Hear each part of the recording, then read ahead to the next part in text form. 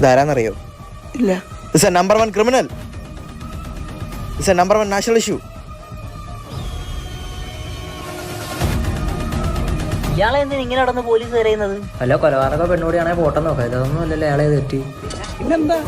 പിന്നെന്താന്ന് വളിവീരൻ. അവന് വളിവിടാൻ കക്കൂസി പോകണമെന്നില്ല. ബസ് സ്റ്റോപ്പിൽ നിന്ന് വിടും, ബസ്സിലും കയറി വിടും. ആശ്വാസമായി. പിന്നെ കുതിരയുടെ മുഖത്ത് നോക്കിയും വിടും.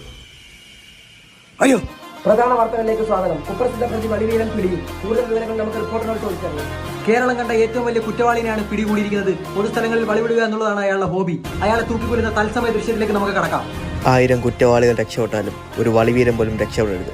അതാണ് നമ്മളുടെ കേരളത്തിലെ നിയമം. ഒരമുട്ടം കാച്ചേക്കാം.